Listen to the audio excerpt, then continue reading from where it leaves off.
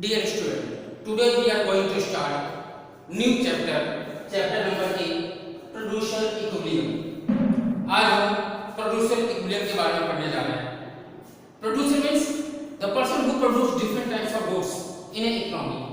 उसे हम हिंदी में उत्पादक कहते हैं, जो देश की अर्थव्यवस्था में विभिन्न तरह की वस्तुओं का उत्पादन करता है. इक्विलिब्रियम मीन्स संतुलन. तो यहाँ पे हम ये पढ़ेंगे कि प्रोड्यूसर को इक्विलिब्रियम मिलता कहाँ है, कौन कौन सी कंडीशन है, वो कौन सी सिचुएशन है जिसके आधार पर प्रोड्यूसर को इक्विलिब्रियम हम जो है डिटरमाइन कर सकते हैं. Now before start our this session there are some introduction regarding producer equilibrium. Okay, a producer is a economic agent who undertake production of goods and services. ये एक तरह से अर्थव्यवस्था की एक एजेंट के रूप में काम करता है जो वस्तुओं का उत्पादन करता है. He supply these goods and services in the market to earn income by way of profit. यानी कोई भी प्रोड्यूसर तभी प्रोडक्शन करेगा जब उसको उसमें प्रोडक्शन करने के बाद लाभ मिले, प्रॉफिट मिले, क्योंकि बिना प्रॉफिट के कोई प्रोड्यूसर प्रोडक्शन नहीं कर सकता. तो production require inputs, factor inputs and non factor inputs. यानी कि प्रोडक्शन करने के लिए हमें फैक्टर और नॉन फैक्टर दोनों तरह के इनपुट चाहिए. Without input can't be produce any types of output. So output depend on totally input. Input means जो चीजें हम लगा रहे हैं, जो प्रोड्यूसर लगा रहा है वो इनपुट लगाएगा. Output means with the help of this input whatever the production by the producer is known as output. जो भी वो प्रोडक्शन कर रहा है वो आउटपुट कराएगा, उत्पादन कराएगा. तो यहाँ पे हम फैक्टर इनपुट्स और नॉन फैक्टर इनपुट्स के बारे में थोड़ा डिटेल में एग्जांपल के थ्रू समझाएं और मैं आपके सराउंडिंग का एग्जांपल दूंगा. तो फैक्टर इनपुट्स में just like land, labour, capital, entrepreneur, all these are factor inputs. आप कोई कंपनी स्टैब्लिश करना चाहते हैं तो आपको जमीन लेनी पड़ेगी, ठीक है, वहां पर कैपिटल लगाने पड़ेंगे, कंस्ट्रक्शन करने पड़ेंगे, मशीनें लगानी पड़ेंगी, देन लेबर. और ये सब कर कौन रहा है? ये सब कर रहा है entrepreneur, the person who taken risk, जिसने जोखिम उठाई, जिसने ये सब खर्चा किया. तो there are four factor of production: land, labour, capital and entrepreneur. ये उत्पादन के चार साधन कहलाते हैं. लेकिन नॉन फैक्टर इनकम कहते हैं raw material, electricity. All these are raw material, electricity, and there are some inputs regarding non-factor inputs is known as non-factor. तो factor और non-factor दोनों में डिफरेंस है, ठीक है. non-factor में कच्चा माल आ जाएगा. फॉर एग्जांपल आपको जो है कॉटन टेक्सटाइल मिल स्टैब्लिश करनी है, प्रोडक्शन करना है कपड़े की, तो उसके लिए आपको कपास चाहिए. तो कपास क्या है, कॉटन क्या है, एग्रीकल्चर एरिया से फार्मर को कल्टीवेट करता है उसे, तो वो कॉटन आपका क्या कराएगा, नॉन फैक्टर इनपुट कराएगा, ठीक है. लेकिन वो लैंड जो है वो लैंड आपका क्या कराएगा, फैक्टर इनपुट कराएगा. तो ये चीज को आपको ध्यान में रखना है. तो कोई भी जो फर्म है, the goal of the producer is to maximise the difference between revenue and cost. Very important point, revenue and cost. Whatever the selling the product, the producer getting money is known as revenue after selling it. And cost means the producer bear different types of inputs. For example, raw material, electricity bill, labor charges, all these are cost. So the difference between revenue and cost is more than it is beneficial for producer. क्योंकि जितना ज्यादा इनके बीच में जो है अंतर होगा उतना ही ज्यादा प्रोड्यूसर को इसमें प्रॉफिट होगा. उदाहरण के लिए एग्जांपल हम देते हैं. मान लीजिए कि ये एक पेन है और इस पेन की जो है प्राइस मान लीजिए जो है एमआरपी 10 रुपीज है और इसको बनाने में मुझे कॉस्ट लगा 2 रुपीज. यानी कि डिफरेंस ज्यादा है. ये आपके जो है रेवेन्यू कहलाएगी और ये आपका जो है कॉस्ट कहलाएगा. तो रेवेन्यू में से कॉस्ट माइनस करेंगे तो क्या होगा, 8. ये 8 क्या है आपका, ये आपका प्रॉफिट हो गया. तो जितना ज्यादा डिफरेंस रहेगा इनके बीच में तो उतना ज्यादा प्रोड्यूसर को प्रॉफिट मिलेगा. बाय द वे अगर हम मान लें यहां पर जो है कॉस्ट मानी 8 रुपीज आती है तो 10 माइनस 2 यानी कि 2 रुपीज का प्रॉफिट है. इसको बनाने में 8 रुपीज लगा लागत, रॉ मटेरियल, तमाम इलेक्ट्रिसिटी बिल, लेबर चार्ज सब मिला के 8 रुपीज और इसका एमआरपी जो मार्केट में है 10 रुपीज. तो 10 माइनस 2 रुपीज, तो ये 2 रुपीज का प्रॉफिट है. यानी कि जितना ज्यादा इनके बीच में डिफरेंस होगा उतना ही ज्यादा प्रॉफिट होगा किसके लिए, प्रोड्यूसर के लिए.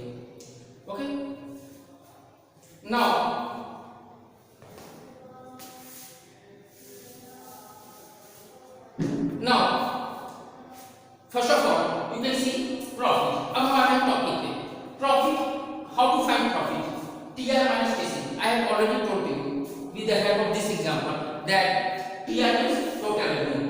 Total revenue means कुल आय जो प्रोड्यूसर को मिल रही है आफ्टर सेलिंग द प्रोडक्ट, वो आपका टोटल रेवेन्यू कहलाएगा। और टोटल कॉस्ट है कुल लागत जिसको बनाने में, प्रोडक्शन करने में वस्तु के जो खर्चा उठाना पड़ता है प्रोड्यूसर को, उसको टोटल कॉस्ट है। इनके बीच का जो डिफरेंस होगा वो आपका क्या कहलाएगा, प्रॉफिट होगा। ये कम भी हो सकता है, ये अधिक भी हो सकता है। Now economic profit, step by step जो हम चलेंगे। अब हम आते हैं इकोनॉमिक प्रॉफिट, आर्थिक लाभ किसे कहते हैं। तो टीआर में से टीसी माइनस करेंगे, टोटल रेवेन्यू में से टोटल कॉस्ट माइनस करेंगे, तो आपका आएगा इकोनॉमिक प्रॉफिट। सेम यही चीज है, ठीक है, फार्मूला सेम है। लेकिन यहाँ पे एक चीज आपको देखने को मिलेगा, ये ब्रैकेट है, with in this bracket expressed cost and increased cost. Expressed cost and increased cost I have already told in previous chapter that expressed means बाहरी लागत और इंक्रीज्ड मींस आंतरिक लागत। थोड़ा सा इसको हम डिटेल में बताने जा रहे हैं। एक्सप्रेस्ड कॉस्ट वो लागत होती है जिसको उठाने के लिए हमें खर्चा जो है दूसरों को देना पड़ता है, एक्सप्रेस्ड कॉस्ट कहलाएगी। फॉर एग्जांपल अगर मैंने जो है नियर मार्केट में मैंने रेंट पे दुकान लिया, ठीक है, तो मुझे दुकान का किराया देना पड़ेगा, rent per month, electricity bill देनी पड़ेगी, प्लस उसमें मैंने 2-3 वर्कर रखे। हाँ, जैसे हार्डवेयर की मेरी दुकान है तो मैंने 2 वर्कर रख लिए काम करने के लिए, तो उनको पर मंथ जो है उनको सैलरी देनी पड़ेगी। तो ये सब कौन बियर करेगा, ये सब जो है शॉप पर जो ऑनर है वो बियर करेगा। तो इसे हम एक्सप्रेस्ड कॉस्ट कहते हैं। एक्सप्रेस्ड मींस जिसको हमें पेमेंट दूसरे को करना पड़ रहा है, हमें मकान मालिक को किराया दुकान का देना पड़ रहा है, हमें जो इलेक्ट्रिसिटी का बिल देना पड़ रहा है, हमें लेबर को जो है जो वेजेस है, सैलरी है, वो उनको पेमेंट करने पड़ रहे हैं पर मंथ, ठीक है। तो ये आपका एक्सप्रेस्ड कॉस्ट लाएगा। और इंक्रीज्ड कॉस्ट मींस होता है आंतरिक लागत, इंक्रीज्ड मींस आंतरिक, इंटरनल, ठीक है। इसको एग्जांपल में दे रहे हैं, एग्जांपल को थोड़ा समझने की कोशिश करते हैं। मान लीजिए कि जो है मेरा जो है एक अच्छा खासा घर है, उस मैंने ग्राउंड में जो है एक बेसिन बनाया और उसमें जो है आपका जो है अच्छा खासा शटर लगा के एक दुकान खोल दिया। अब उसमें मेरे जो है मेरे ब्रदर भी उसमें आ गए, वो भी मेरा हेल्प कर रहे हैं। घर का जो इलेक्ट्रिसिटी है उसमें मैंने कनेक्शन जोड़ दिया, बिजली भी घर से ही जा रहा है। यानी कि ये जो भी लागतें हैं वो मुझे बाहर वालों को नहीं देना पड़ रहा है। मेरा भाई मेरे साथ काम कर रहा है, उसको वेजेस देखने की जरूरत नहीं है, ठीक है। इसके अलावा जो है मुझे रेंट देने की जरूरत नहीं है, क्योंकि मेरा खुद का घर है, मैंने मेरे खुद के घर में ही दुकान खोल रखा है। आपने देखा तो कई सारे जो है आपके लोकेशन पे, आपकी लोकेलिटी में जो है ऐसे दुकानें मिल जाएगी जहाँ पे वो रेसिडेंशियल एरिया भी है, प्लस जो है वो आपका कॉमर्शियल पर्पस में भी उसका इस्तेमाल कर रहे हैं। फ्रंट में उन्होंने 2 दुकानें खोल दी, तो उनको किराया किसी दूसरे को नहीं देना पड़ रहा है। तो जो चीजें हमें दूसरे को पेमेंट नहीं करनी पड़ रही है तो उसे हम इंक्रीज्ड कॉस्ट कहेंगे। तो यहाँ पे टीसी में जो है दोनों मिला हुआ है, expressed cost as well as increased cost. तो टीआर माइनस टीसी का हुआ इकोनॉमिक प्रॉफिट यानी आर्थिक लाभ। मैंने कुछ ज्यादा डिटेल में इसके बारे में एक्सप्लेन किया ताकि आपका जो है बिल्कुल अच्छे से टॉपिक क्लियर हो जाए, ठीक है। नेक्स्ट आता है इकोनॉमिक प्रॉफिट, लेखा लाभ। How to find TR minus TC. देखिए TR minus TC continue same चल रहा है, लेकिन हां चेंजेस आ रहे हैं। एक्सप्रेस्ड कॉस्ट ओनली, इसमें केवल बाहरी लागत आएंगी, इंक्रीज्ड कॉस्ट यानी आंतरिक लागतों को इसमें नहीं जोड़ा गया है। We can see only the expressed cost. तो टीआर में से टोटल कॉस्ट माइनस करेंगे, वो भी टोटल कॉस्ट कौन सा, expressed cost, not increased cost. तो ये आपका इकोनॉमिक प्रॉफिट निकल जाएगा। देन ग्रॉस प्रॉफिट, कुल लाभ, इसे सकल लाभ भी कहते हैं। TR minus CVC, cost estimate में पढ़ा था, total cost is the summation of total variable cost and total fixed cost. तो यहाँ हम टोटल फिक्स्ड कॉस्ट को नहीं लेते हैं, उसको हम नेगलेक्ट कर देते हैं। यहाँ पर हम किसको लिए, टोटल वेरिएबल कॉस्ट। तो टीआर में से फिर टीवीसी यानी टोटल वेरिएबल कॉस्ट को माइनस करेंगे तो ग्रॉस प्रॉफिट निकल जाएगा। लेकिन जब आपका नेट प्रॉफिट यानी शुद्ध लाभ यानी सब तरह के टैक्सेस को चुकाने के बाद कुल लाभ कितना होगा, टोटल नेट प्रॉफिट शुद्ध लाभ कितना हुआ, तो टीआर में से टीसी माइनस करेंगे। इसमें आपका टीसी में दोनों आ जाएगा, इसमें टीवीसी भी होगा और इसमें टीएफसी भी होगा, ये दोनों है, दोनों को प्लस करके सही टीसी बनता है, ये दिमाग में रखिएगा। लेकिन यहाँ पे क्या है, यहाँ पे we can take only TVC not TFC. यहाँ पे एक ही पार्ट लिया टीवीसी, टीसी के 2 पार्ट होते हैं, एक ही पार्ट लिया टीवीसी, तो टीवीसी को माइनस किया है, लेकिन यहाँ पे यहाँ से टीसी माइनस किया है। ओके, अब इसके बाद नेक्स्ट ये 3 टॉपिक है, ये 3 टॉपिक एक दूसरे से रिलेटेड है। अब हम आपको बताने जा रहे हैं कि एबनॉर्मल प्रॉफिट असामान्य लाभ, नॉर्मल प्रॉफिट यानी सामान्य लाभ और सब नॉर्मल प्रॉफिट यानी कि असंतुलित लाभ यानी हानि, लॉस भी कह सकते हैं, जिसे हम लॉस भी कह सकते हैं। जो मन मुताबिक लाभ ना मिले तो उसे हम हानि कह सकते हैं। तो एबनॉर्मल प्रॉफिट यानी असामान्य लाभ, अप्रत्याशित, अनएक्सपेक्टेड, ये कब होता है? जब TR is greater than PC, यानी कि मैंने इस पेन को 2 रुपीस मेरी कॉस्ट लगी इसको बनाने में, लागत मेरा खर्चा 2 रुपए लगा और मैं इसको 10 रुपए में बेच रहा हूँ, ठीक है, यानी कि total revenue is greater than total cost, 10 greater than 2, ठीक है। इसको हम ऐसे भी कह सकते हैं total revenue is greater than PC या average revenue is greater than average cost. Average revenue average cost से ज्यादा होगा तो ये असामान्य लाभ कहलाएगा। अब नेक्स्ट नॉर्मल प्रॉफिट, सामान्य लाभ, ये कब होगा? TR is equal to TC, यानी कि इसको बनाने में मुझे 2 रुपए लगे और मैं इसको 2 रुपए में ही बेच रहा हूँ।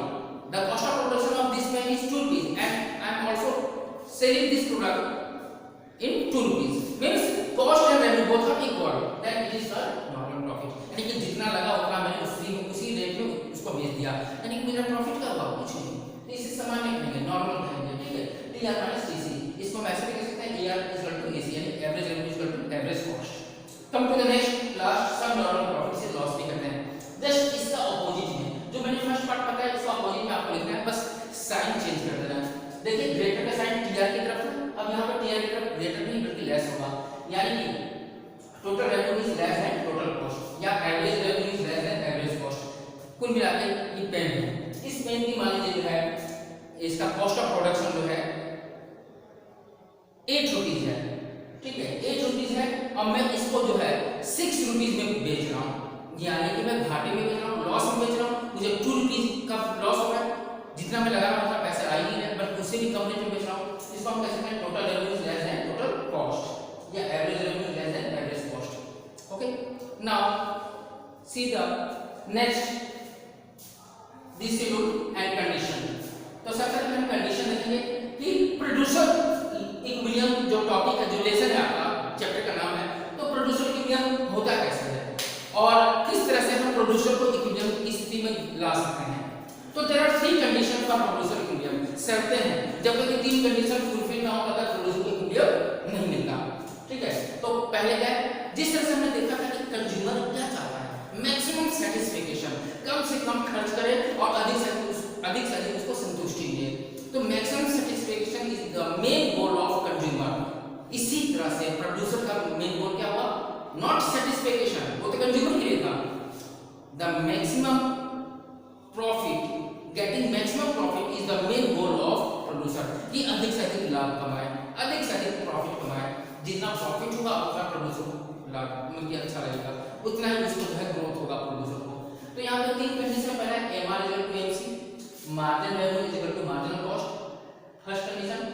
ये 2 चैप्टर हमने पढ़ाया है, एक रेवेन्यू चैप्टर में आपको बताया था और ये कॉस्ट चैप्टर में बताया था, दोनों को मर्ज करके प्रोड्यूसर इक्विलिब्रियम में इसको समझाने की कोशिश किया गया है।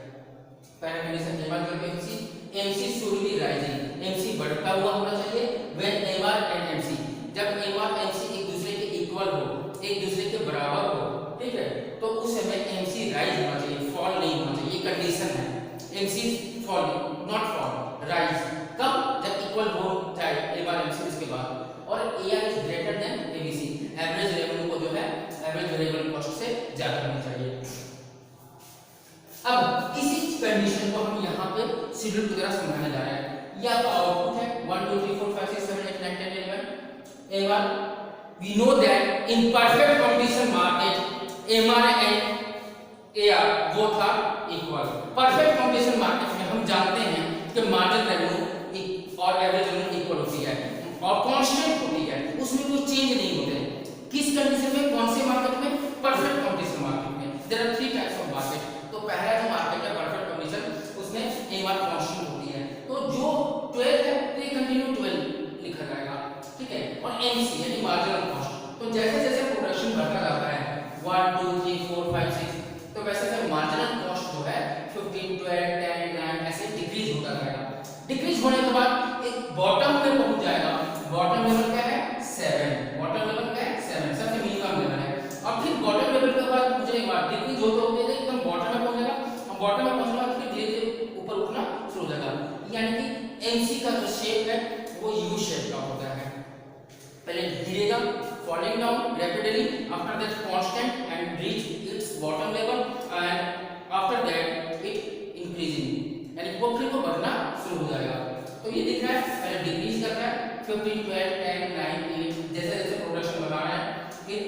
मिनिमम लेवल क्या है, बॉटम लेवल 7, आफ्टर दैट 8 9 10, ठीक है, फिर वो बढ़ना शुरू हो गया। तो यहाँ पर हमने तीन कंडीशन देखी, वो हम देखने जा रहे हैं। तो हमें जो बताया एमआर इक्वल एमसी, तो यहाँ पे आपको दिख रहा है कि एमआर एमसी इक्वल है 12 15, नॉट, ये नहीं है 12 12, यस। जब प्रोडक्शन आउटपुट 2 यूनिट्स का है तो वहां पे MR MC both are equal, तो इसको हम जो है सिचुएशन फर्स्ट मान लेते हैं, इसको हम मानते हैं सिचुएशन, ये कौन सा है, ये सिचुएशन फर्स्ट है। और कहीं इक्वलिटी है 12 में, नहीं, यहां भी नहीं। देन 10, ये आपका यहां भी इक्वल दिखा रहा है, यहां पे जब 10 प्रोडक्शन करना है गुड्स का तो यहां पे एमआर 12 है और एआर एमसी भी 12 है, बोथ आर इक्वल। इसको हम कंडीशन सेकंड मान लेते हैं। और इन्हीं दो कंडीशन को हम यहां प्रूव करके दिखाएंगे कि कहां पे प्रोड्यूसर को प्रॉफिट मिल सकता है, कहां मिलेगा और कहां पे नहीं मिलेगा। और नहीं मिलेगा तो रीजन क्या है, what are the reason behind it. Now situation first, अब यहां हम देखेंगे टीआर माइनस टीबीसी, ये दो चीजें पहले निकालनी पड़ेगी, क्योंकि हम जानते हैं कि ग्रॉस प्रॉफिट निकालने के लिए टीआर से टीबीसी को माइनस करना पड़ेगा, ठीक है। तो यहां हमने टीआर निकाला, टीआर का फॉर्मूला हम जानते हैं समेशन ऑफ एमआर। तो जब प्रोडक्शन आउटपुट 2 था, यहां लिखे हैं व्हेन आउटपुट 2, जब प्रोडक्शन आउटपुट 2 का था, कंडीशन फर्स्ट यही बता रहा है, तो उस समय टीआर कितना था। तो यहां पे टीआर नहीं दिया हुआ है, लेकिन टीआर हम निकालने का तरीका आपको हम पिछले चैप्टर में बता चुके हैं। तो TR equal to summation of MR, MR को प्लस करके जाएगा तो टीआर निकल जाएगा। तो कहां तक प्लस कर रहे हैं, 2 आउटपुट तक, तो 12 प्लस 12 कितना होगा, 24। तो ये रहा 12 प्लस 12 24, ये आपका टीआर हो गया। देन टीबीसी, टीबीसी का फॉर्मूला समेशन ऑफ एमसी, यानी कि 2 यूनिट तक जो मार्जिनल कॉस्ट है उसको प्लस करेंगे तो टीबीसी निकल जाएगा। तो यहां से 15 प्लस 12, 15 प्लस 12 27, ये आपका टीबीसी हो गया, ठीक है। हमें 2 यूनिट तक चलना है, क्योंकि यहां पे इक्वलिटी यहीं पे दिखाई गई है, ठीक है, यहीं पे इक्वलिटी दिखाई गई है एमआर एमसी, जो कंडीशन आपको बताई है। अब प्रॉफिट का फॉर्मूला हमने क्या बताया, टीआर माइनस टीबीसी, यहां पे लिखा है टीआर माइनस टीबीसी। इसी चीज को हम यहां शो करेंगे, ये जो सिंबल है ये आपका प्रॉफिट है, profit is equal to TR minus TBC. तो यहां पर टीआर कितना है, 24 लिख दिया, टीबीसी कितना है, 27, कॉस्ट 27, तो 24 में से 27 माइनस करेंगे कितना है, -3, यानी नेगेटिव हो गया, आपका प्रॉफिट नेगेटिव हो गया, यानी कि आपने प्रोडक्ट को जो है जिस कॉस्ट ऑफ प्रोडक्शन का आपने बनाया था उससे भी कम कीमत पे आप उसको बेच रहे हैं, ठीक है। यानी कि आपने बनाया था उसको जो है 27 रुपीस में और आप उसको सेल कर रहे हैं 24 रुपीस में, तो आपको कितने का लॉस हो रहा है, 3 रुपीस का, इसलिए माइनस में आया है। तो क्या यहाँ पे प्रोड्यूसर को इक्विलिब्रियम मिलेगा, बिल्कुल नहीं, वो निकल नहीं चाहेगा कि उसकी स्थिति नेगेटिव कंडीशन में आए, ठीक है। तो ये प्रोड्यूसर के लिए इक्विलिब्रियम कंडीशन सही नहीं है। हालांकि इक्वलिटी है, पर इक्वलिटी के बाद जो कंडीशन होनी चाहिए वो यहाँ पर नहीं है। देखिए एमआर एमसी इक्वल तो है, एमसी शुड बी राइजिंग, यहाँ राइजिंग लिखा हुआ है, और यहाँ पे देखिए इक्वल होने के बाद एमसी राइज होना चाहिए। क्या एमसी क्या हो रहा है, एमसी 12 से 10 हो गया, क्या हो गया, डिक्रीज हो गया। अब कंडीशन क्या बता रहा है, राइज होना चाहिए। तो हम ये कह सकते हैं कि ये सेकंड कंडीशन जो है ये फुलफिल यहाँ पे नहीं हो रही है। सब कंडीशन फुलफिल होगी जहाँ पे वहीं पर इक्विलिब्रियम होगा किसका, प्रोड्यूसर का, तो इसलिए हमने इसको रिजेक्ट किया। Okay, come to the next situation 2, situation 2 when output is 10 unit, जो हमने यहाँ बताया सिचुएशन 2 व्हेन आउटपुट 10। तो यहाँ भी सेम वही करेंगे, ठीक है। टीआर क्या है, TR is equal to summation of MR, तो यहाँ पर टीआर जो है समेशन ऑफ एमआर, आउटपुट कहाँ 10 पे, तो 10 पर जो है एमआर देखेंगे 12 12 12 12 12 ये करते हुए 10 बार इसको अगर काउंट करेंगे तो कितना देगा, 12 10 120, यानी कि यहाँ पे टीआर हो गया आपका टोटल कितना 120।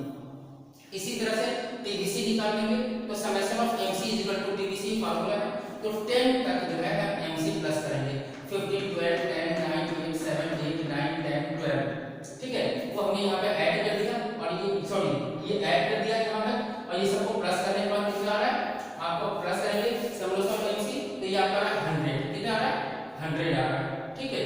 तो कुल मिलाकर आपने क्या देखा कि टीआर 120 है और टीबीसी आपकी 100 है, तो प्रॉफिट निकालना इजी हो गया, profit is equal to TR minus TBC, तो total value 120 total variable cost 100, तो 120 में 100 क्या 20, ये 20 आपका प्रॉफिट कहलाएगा, किसका आपको प्रोड्यूसर का। यहाँ पे प्रोड्यूसर जो है पॉजिटिव है, यहाँ नेगेटिव कंडीशन नहीं है, ये इसके फायदे में है, किसके प्रोड्यूसर के। और यहाँ पे देखेंगे तीनों कंडीशन फुलफिल हो रही है, एमआरएमसी इक्वल भी है, ठीक है, इसमें एमसी 12.15 हो गया, राइज कर रहा है, तो यहाँ बोला गया है राइजिंग, यानी इक्वल होने के बाद उसका नेक्स्ट कंडीशन राइज होना चाहिए, तो यहाँ राइज हो रहा है, 12 बाद ये 15 हो गया, यहाँ पे ऐसा नहीं था, ये रीजन आप लिखिएगा, ठीक है। और AR is greater than ABC, और यहाँ पे AR जो है ABC से क्या है ग्रेटर है, ठीक है। तो ये मेन ये दो कंडीशन होनी चाहिए फुलफिल, तभी वो प्रोड्यूसर को इक्विलिब्रियम लेवल कहलाएगा। तो ये आपका शेड्यूल के थ्रू मैंने समझाया। नेक्स्ट जो है इसी चीज को जो है नेक्स्ट वीडियो में हम डायग्राम के द्वारा रिप्रेजेंट करेंगे, और छोटा लेसन है लेकिन बहुत ही सॉलिड लेसन है, क्योंकि इस तरह के जो है टॉपिक्स जो है ये सब 1 मार्क्स वाले क्वेश्चंस हैं, आइदर 1 मार्क्स या 3 मार्क्स, पर ये जो हमने बताया ये 4 मार्क्स और 6 मार्क्स के क्वेश्चन है। Thank you very much.